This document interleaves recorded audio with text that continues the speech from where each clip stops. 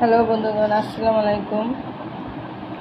আজ আবার তৈরি করতেছি ফুচকার জন্য নিয়ে নিয়েছি ডালগুলো সিদ্ধ করে নিয়েছি। এইখানে আলু, পেঁয়াজ, মরিচ, ধনেপাতা, শসা, ডিমের কুচি। ফুচকাগুলো ভেজে রেডি করে নিলাম। এখন সব কিছু মিক্সড করে নিয়েছি। এখন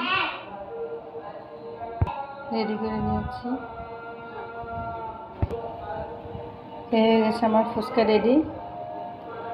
কার কেমন লাগলো ভিডিওটা দেখবেন, কমেন্ট বক্সে জানাবেন। এই তো খুব মজার হয়েছে ফুচকাগুলো, খেতেও মজা হবে। আল্লাহ হাফেজ, বাই বাই।